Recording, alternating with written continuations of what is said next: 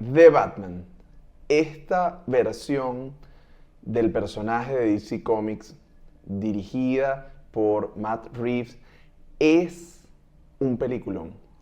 Y es un peliculón porque nos permite hablar de algunos temas muy importantes, como lo son el miedo, los traumas y justamente ese recorrido que hacemos en nuestra vida para poder comprenderlos. El personaje de este Batman que aparece se nos presenta como un personaje mucho más oscuro, complejo, afectado este Bruce Wayne por el fallecimiento, por el asesinato de sus padres y cómo en la búsqueda de venganza se encuentra con un montón de cosas. No quiero hacer spoiler y si no has visto la película, pues te recomiendo que abandones este episodio de inmediato. Pero si viste la película y te interesa reflexionar qué nos enseña sobre el trauma y el miedo, yo te recomiendo que te quedes a escuchar este episodio de Fuera de Consulta. Mi nombre es Abel Saraiva y vamos.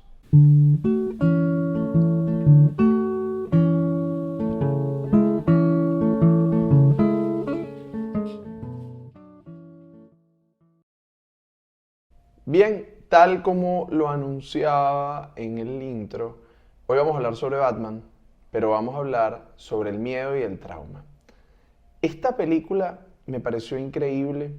Pocas veces me detengo a hacer un episodio en base a una película, pero acabo de salir del cine, no la vi en los primeros días, porque la verdad es que no soy muy fanático del tema de los bululú y del gentío, no es mi encanto, entonces yo espero que pase un poco la fiebre y luego voy con calma al cine. Hoy fui al cine. Este episodio va a salir el domingo y yo he ido al cine en la noche de sábado, que es el momento en que decidí grabarlo, y llegué tan emocionado de ver la película que dije, este tiene que ser el tema para el episodio. Así que les adelanto que este episodio tiene elementos de la reflexión más cruda, más honesta que siento a partir de lo que estoy viendo. De manera que no es un episodio de gran intelectualización, pero sí vi elementos que me pareció tan interesante que no quería perderlos y bueno, como les digo, quería compartir esta visión fresca que traigo sobre la película. Seguramente si ya has visto la película te habrás topado con distintos análisis, interpretaciones, no sé qué, pero bueno, yo hoy quiero poner mi granito de arena y plantear qué es lo interesante. A ver, de arranque tengo que decir algo que por el tipo de trabajo que hago y por mi recorrido personal y profesional es evidente. Yo no soy un tipo que está a favor de la violencia. O sea, no estoy a favor de la violencia ni estoy a favor de que la gente busque tomar justicia de mano propia. No lo estoy. Quienes me conocen incluso a nivel personal saben y pueden dar testimonio de que en mi vida personal muchas veces que he tenido situaciones frente a la violencia, he optado por no ejercerla. De manera que ese no es mi camino y lo dejo claro, ¿ok? No creo que la violencia sea una manera de ser más hombre, ni mucho menos. Pero estamos hablando de un superhéroe, partiendo del hecho de que los superhéroes pelean, de que la violencia está allí presente dentro de ese mundo, pues vamos a analizar otras cosas. O sea, no me quiero detener solamente en si es un referente deseable o no deseable. Finalmente es un personaje incluso de la cultura, ¿no? O sea, Batman es parte de nuestra cultura pop, es un elemento que está presente en nuestro imaginario y que en esta película vemos desde un punto de vista más humano. Para quienes han visto Batman, solamente recordar que bueno, los padres de Batman pertenecían a las dos familias más importantes y que fundan la ciudad gótica o Gotham, como aparece en las películas en inglés, y siendo las familias más ricas y más influyentes de la ciudad, pues evidentemente tenían mucho poder. En esta película muestran que el padre de Batman estaba aspirando a lanzarse como alcalde de la ciudad y bueno, y que tenía como este carácter altruista. En otras películas de Batman, con otra línea de tiempo, con otras características, no presentan la aspiración política del papá de Batman, pero sí ese carácter altruista y que saliendo de un evento social, bueno, pues es asesinado el padre y la madre de Batman en presencia de Bruce Wayne, hijo, que estaba pequeño en ese momento, presencia la muerte de sus padres y bueno, a partir de allí su vida cambia. Ok, esto va a ser muy importante porque vamos a ver cómo un trauma no resuelto, como una experiencia que es masiva, que es impactante, que es dolorosa, cuando no es elaborada, deviene en que un sujeto pase toda su vida tratando de encontrar venganza y justicia frente a algo que, bueno, que le es profundamente esquivo, ¿no? Pero por otro lado, yo les quiero contar una frase, ¿no? Con la que comienza uno de los primeros momentos de la película, habla de que el miedo es una herramienta poderosa. Y ciertamente el miedo es una herramienta poderosa. ¿Qué sucede? En el caso del personaje de Batman, vemos que durante la fase pre-Batman, es decir, cuando Bruce Wayne está sencillamente afectado por la muerte de sus padres, bueno, Bruce Wayne estaba pues irritable, metiéndose en problemas, muy afectado, y Batman como personaje, como respuesta a ese trauma, a ese dolor, aparece como una vertiente de búsqueda de venganza. Ahora, ¿qué sucede? El personaje de Bruce Wayne escoge de forma particular el murciélago como símbolo, no porque representara algo específico, desiderativo, aspiracional, sino que el murciélago era de lo que más miedo le producía al joven Bruce Wayne, por además una experiencia que de hecho no aparece en esta película, sino aparece en la saga de Nolan, donde queda en un hueco, en un pozo, donde había murciélagos y los murciélagos le atacan, y bueno, o sea, hay como este elemento. A ver, ¿qué creo que vale la pena decir? Acá voy a echar mano no solo de lo que vi en esta película, sino bueno, un poco como del personaje para poder construir, aunque como lo decía, son líneas de tiempo distintas. Esta es una película que al fanático de Batman, en plan que sigue los cómics, le va a encantar, pero yo pienso que a quienes pueden estar interesados en otros aspectos de la vida también les puede parecer muy, muy interesante. El miedo es una herramienta poderosa y esta es una de las premisas que usa Batman para escoger el vampiro, el murciélago como símbolo. Sobre todo vamos a ver a lo largo de todo del proceso del personaje que hay como una teatralidad, sale en la noche, con sigilo, utilizando ese factor sorpresa y tratando de combatir el crimen como una manera de reparar lo que como niño fue incapaz de hacer frente a la muerte de sus padres. Bruce se reprochó toda la vida no haber podido salvar a sus padres e incluso aparece muy claro en la saga de Nolan como él se reprocha que salen en ese caso de la ópera porque él tenía miedo. Entonces, a propósito de una escena donde aparecían murciélagos. En esta saga no lo vemos así. En esta saga vamos a encontrar otro tipo de abordaje. No está tan centrado en el Bruce niño, pero sí en esa búsqueda que no cesa de repetir de justicia, de venganza. Inicialmente vamos a hablar de venganza. Ahora, ¿por qué el miedo es una herramienta poderosa? Bueno, porque el miedo tiene la capacidad de generar efectos en el otro, el miedo como motivación, el miedo como un elemento que paraliza o empuja al sujeto. Y yo creo que desde ese lugar Batman, o mejor dicho, en ese momento Bruce Wayne, logra construir a Batman como respuesta frente a su profundo miedo de perder a personas, frente a su profundo miedo de asumir la vida después de la muerte de sus padres, frente al miedo que le producen pues, los murciélagos, y construye este personaje anclado en el miedo como una respuesta, me atrevería yo a decir incluso defensiva, frente a esa angustia. Y bueno, y ahí empieza el periplo del trauma. Fíjense, hay algo importante que decir sobre los traumas. Cuando la gente habla de un trauma, por lo general lo relaciona a un evento concreto, a un evento que te pasa en la vida y ese es el evento traumático. Pero resulta que los traumas de la vida no suceden de esa manera. A ver, El trauma tiene que ver con algún evento que ha sucedido en nuestra vida y que por lo general reprimimos, ¿ok? Muchos de los traumas que tenemos en la vida adulta vienen de la infancia, hay algo que está reprimido y que engancha o conecta con un evento posterior de la vida adulta. Un ejemplo clásico pudiera ser el tema del abuso sexual, un evento de abuso sexual en la infancia que luego conecta con el encuentro de la sexualidad en la adolescencia o en la vida adulta y ahí aparece el síntoma como formación de compromiso entre ambas cosas y bueno, y como una manera también de tratar de desviar la atención sobre lo que ha venido sucediendo. Es un arreglo que hace nuestra mente para enfrentarlo. Acá estoy simplificando muchísimo el mecanismo, pero sobre todo me interesa poner de manifiesto que el trauma tiene tiempos y que no siempre el tiempo del trauma es ahora mismo.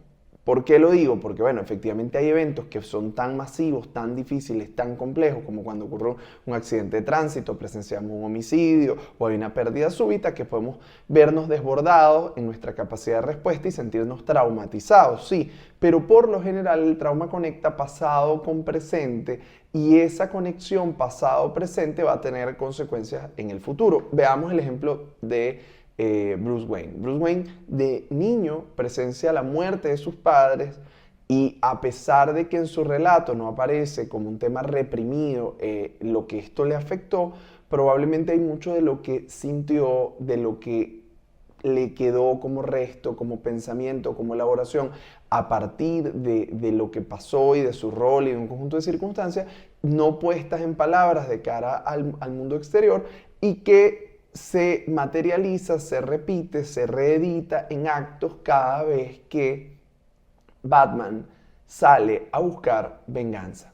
De hecho, es interesante porque en esta película el nombre que utiliza prácticamente toda la película es venganza, no Batman. O sea, su tema allí está en la venganza y vemos un personaje que está perturbado. Y a mí me parece que esto es genial porque efectivamente, si entramos un poco a pensar el personaje, Batman es un tipo perturbado porque es un ejemplo de cuando alguien se queda enganchado en un trauma. Cuando alguien se queda enganchado en una situación que no logra resolver, que no logra elaborar y bueno, y lo quiere resolver a los trancazos. A ver, aclaro, y siempre es bueno decirlo, que cuando analizamos este contexto vamos a tomar el personaje porque nos sirve para ilustrar un mecanismo.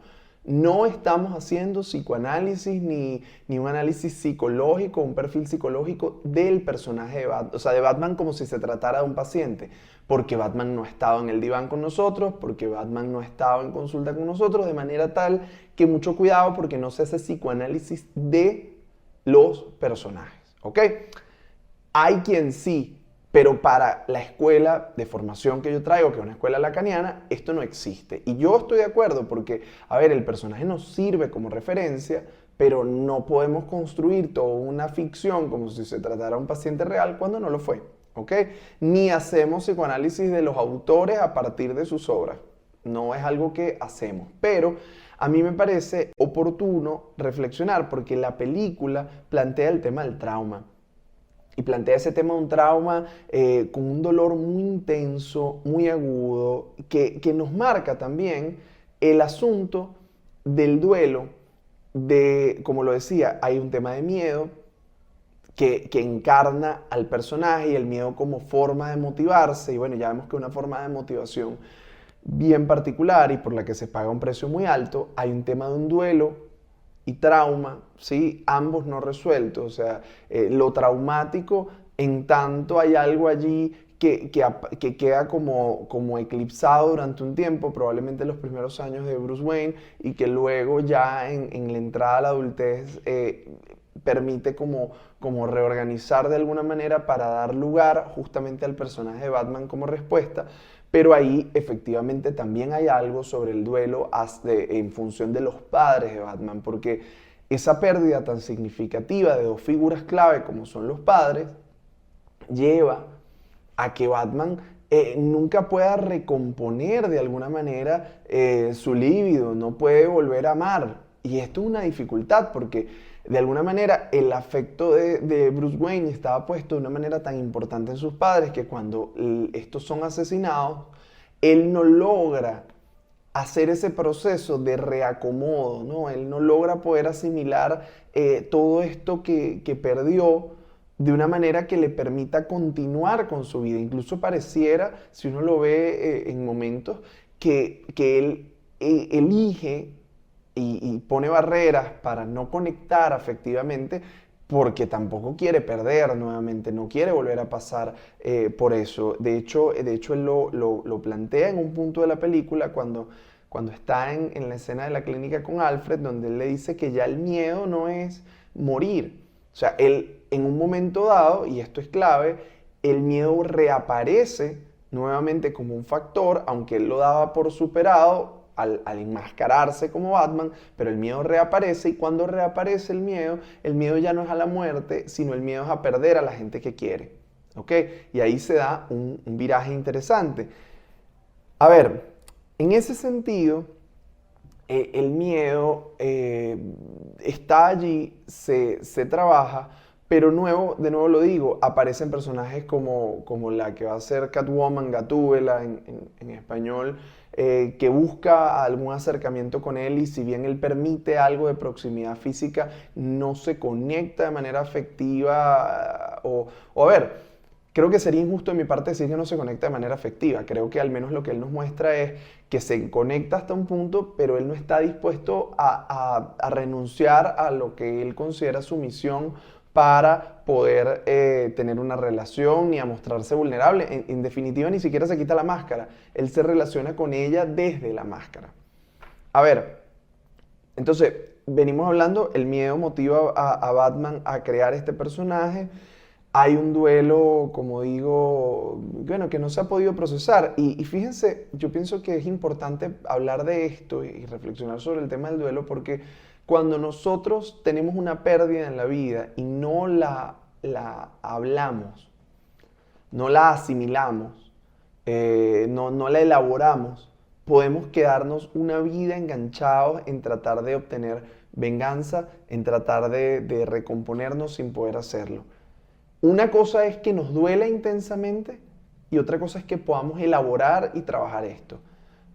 Bruce Wayne es un tipo al que le duele horriblemente la muerte de sus padres, pero es un tipo que probablemente no lo habló, no lo elaboró, no pudo darle una vuelta que le permitiera decir, sí, mira, qué dolor me ha causado esto en la vida, pero yo también voy a continuar con mi vida. Incluso acá lo vemos, bueno, abandonado a esta misión, cambiando por completo sus hábitos, desenganchado del patrimonio familiar, desenganchado incluso de un momento de la historia familiar, porque también hay un proceso interesante, y es que en estos recorridos de duelo también podemos idealizar a la persona que se fue. Y de hecho Batman tiene un encuentro con esto, porque cuando él idealiza infinitamente a su padre y más adelante se da cuenta que su papá no es que era el peor, pero tampoco era inmaculado, impoluto, bueno, entra allí en un conflicto. Pero a mí me parece que incluso en la historia esto, a ver, yo lo conversaba de regreso a casa, y si bien pudiera parecernos un poco largo en el film, este punto de la historia de los padres, cómo va, a mí me parece que es clave porque nos ayuda a entender, nos ayuda a mostrar, nos ayuda a hilar cómo el papá de Batman fue un tipo que se vincula con la mafia para tratar de resolver un problema personal que le sale mal, se le va de las manos, pero que incluso cuando él se da cuenta del paquete en que estaba, quiso resolver. La figura del papá de Batman entonces deja de ser un tipo completo, magnánimo, todo bueno, toda bondad, sino que se muestra como un tipo imperfecto, bueno, con errores, con problemas, con circunstancias humanas que lo llevan a tomar malas decisiones, pero a partir de allí, ese quiebre que sacude, que conmociona a Batman, es interesante porque aunque esto no apaga la rabia, aunque esto no apaga el deseo de venganza, vemos un Batman que es capaz de moverse un poco, es capaz de incluso en momentos inhibir dentro de sus márgenes de agresión para tratar de conseguir justicia, de no volverse un villano, aunque cuando se ve arrinconado, pues vemos que puede perder un poco el control. Y allí Entonces, él es capaz, bueno, de construir un poco más ese vínculo con Catwoman, que aunque le permite acercarse más, aunque está atento de protegerle, aunque trata de, bueno, y allí vemos que se abre una nueva capa, no lo logra por completo. A ver, ¿qué quiero decir con esto? El reencuentro con una figura que hemos perdido y que hemos idealizado, cuando la logramos humanizar, esto nos ayuda a ir llevando ese proceso de elaboración del duelo, pero que acá en Batman no está lograda. No está lograda al inicio, sobre todo, no está lograda al inicio porque durante toda la película vemos que Batman está luchando, queriendo vengarse, queriendo pelear, queriendo, bueno, hacer valer o tratar de saciar esta sed de venganza. Pero vamos entonces a lo que luego va a ser el cierre y me parece que es fantástico, porque fíjense que ahora yo estoy con ustedes procesando, bueno, tema miedo, trauma, lo no resuelto del trauma, lo no resuelto del duelo, que se manifiesta una y otra vez y lo vemos en cada escena de combate del personaje. Pero al final, y por eso digo, en la circunstancia más oscura, en la circunstancia más trágica, en la circunstancia más amarga, incluso luego de perder a esta persona con la que se atreve a vincularse, pues si lo vemos, Batman, además de, o sea, Batman tiene como tres vínculos allí en la película. Tiene a Alfred, ¿ok? Con quien incluso en momentos es muy duro, pero que es como su principal referente afectivo. Está Gordon, el oficial de policía, con quien más que afecto hay un vínculo de confianza, ¿ok? En función de un propósito común. Y aparece Catwoman, con quien Batman se expone un poco más. Y se expone no tanto porque él lo esté propiciando, sino porque en esa cercanía ella se atreve a ir más allá de la rudeza del personaje, pero él lo permite. Ahora, ¿qué ocurre? Y esto es lo que me parece interesante. Luego de ver caer un poco ese semblante del papá idealizado, luego de exponerse afectivamente, es decir, haciendo esas pequeñas negociaciones con la realidad, vamos a ver que unas frases que dice al final. Él dice que la venganza, y esto me parece clave, no cambiará el pasado de él ni de nadie. O sea, llega un punto en el que de tanto tratar de vengar, pierde eficacia esa estrategia. Y ahí es donde empiezan a suceder cambios interesantes. Los cambios no pasan solo porque tú quieras cambiar, los cambios pasan porque ese mecanismo con el que tú gozas, con el que tú te enganchas, ya no produce el mismo efecto. Entonces tú te das cuenta que por ahí no va. Batman en algo de esto se presenta y dice, tengo que hacer más. La gente necesita esperanza. Dice luego, nuestras cicatrices pueden destruirnos, incluso cuando ha pasado el dolor, pero si sobrevivimos podemos transformarnos. A mí me gusta mucho esta vertiente porque Batman empieza a reconocer en su dolor y en haber sobrevivido una oportunidad de cambio, una oportunidad de transformación y la necesidad de esperanza. Ahora, ¿dónde yo me desengancho con Batman? Y por eso lo advertí al principio, bueno, en torno a que lo que va a dar esperanza no es que tú le caigas a palos a unos malandros, o sea, eso no es el cambio real, profundo.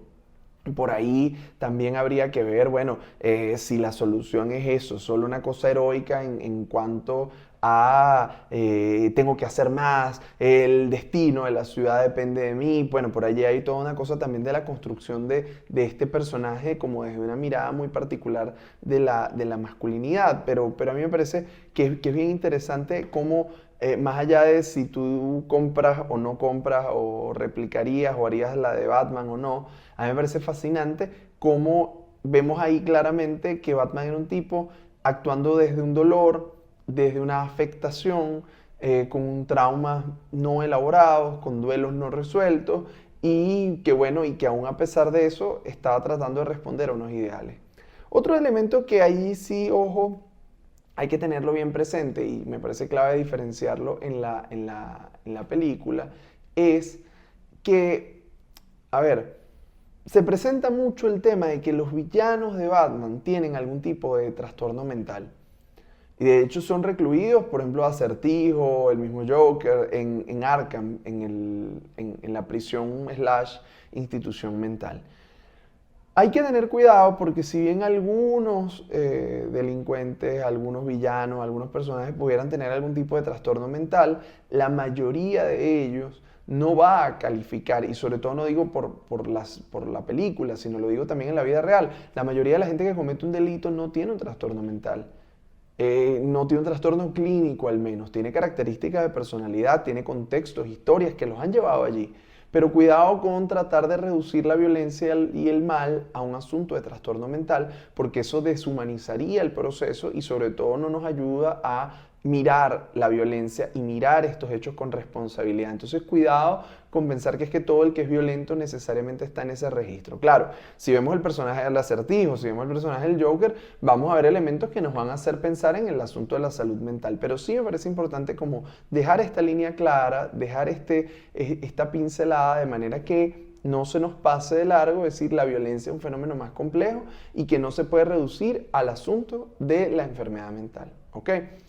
Ahora, me quedo con una idea y fíjense, esto es algo, no es algo nuevo. Quienes me conocen, quienes siguen el trabajo que vengo haciendo y mis ideas, van a poder darse cuenta que yo permanentemente estoy hablando del tema de la esperanza. Y me parece que miedo y esperanza, incertidumbre y esperanza son elementos que podemos conectar frente al miedo, frente a la parálisis o frente a la agresión que surge como respuesta ante este tipo de eventos. La esperanza tiene un poder transformador, un poder de cambio, no me atrevería a decir que un antídoto, pero sí que yo creo que es una respuesta que permite construir desde lo que vemos y desde lo que nos inspira el semejante.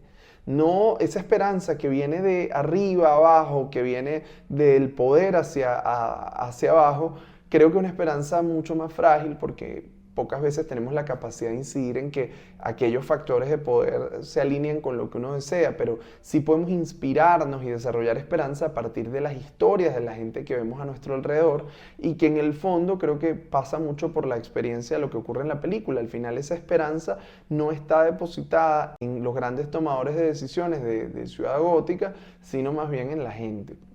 Yo creo que por ahí la esperanza horizontal, de hecho pudiera ser un tema para otro episodio, es sumamente llamativa y creo que es interesante. Ver que el miedo, cuando no lo reconocemos adecuadamente, nos conduce a la parálisis o nos conduce a la agresión. Pienso que para poder encontrar en el miedo una herramienta útil que nos ayuda a entender lo que está pasando a nuestro alrededor, que nos ayuda a reconocer amenazas, pero que no nos degrada o no nos afecta de manera profunda, yo creo que hay que justamente poder hacerlo consciente. O sea, cuando yo no pongo en palabras mi miedo, no lo elaboro, no lo trabajo, entonces ese miedo toma el control y desde allí pues se articulan quizá las facetas más sombrías que podemos tener como seres humanos, entre otras cosas. No quiero decir que toda la maldad humana se reduce al miedo, para nada, pero el miedo puede llevarnos a actuar con agresión, con violencia, o puede llevarnos a paralizarnos en momentos donde necesitamos poder defendernos y protegernos o hacer cosas. Entonces, cuidado porque el miedo hay que hacerlo consciente y no se trata de eliminar el miedo, porque es que el miedo tiene una función y es la de protegernos. Sin miedo seríamos temerarios y bueno, y los temerarios y los justicieros en clave superhéroe, bueno, en las películas se ven simpáticos, pero en la vida terminan llevando mucho problema y salen con las tablas en la cabeza. Por otro lado, como lo decía, cuando todos hemos podido vivir y viviremos pérdidas y duelos, y yo creo que es clave elaborarlos para que esos duelos formen parte de nuestra vida, así como las cicatrices que están allí, pero que no definan lo que va a ser nuestro futuro, que no definan el curso de lo que viviremos, porque para poder llevar una vida plena, y cuando digo plena no me refiero sin dolor, sino una vida donde podamos trascender el sufrimiento, es fundamental elaborar aquello que nos ha dolido, elaborar aquello que hemos perdido, para que tengamos la capacidad de reconectar con nuevos afectos, con la vida y continuar pues justamente pudiendo desarrollarnos en ese sentido. Yo lo decía por estos días en una clase que daba. Parte de lo que ocurre en las emergencias es que la gente paraliza sus proyectos de vida, paraliza sus deseos, sus aspiraciones. Y yo pienso que es fundamental poder elaborar los traumas, poder elaborar las pérdidas para recuperar esa capacidad de soñar, esa capacidad de construir una vida.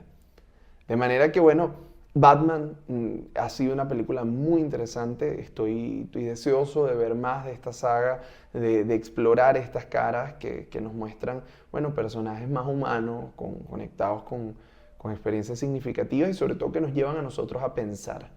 De ninguna manera podemos equiparar la vida de los superhéroes ni de la ficción a la realidad, pero sí que lo que vemos en este tipo de producción nos lleva a pensar, nos interroga, nos cuestiona, nos interpela y yo creo que eso es valioso. Entonces, bueno, ya saben, esto es todo por este episodio de Fuera de Consulta, este episodio número 72.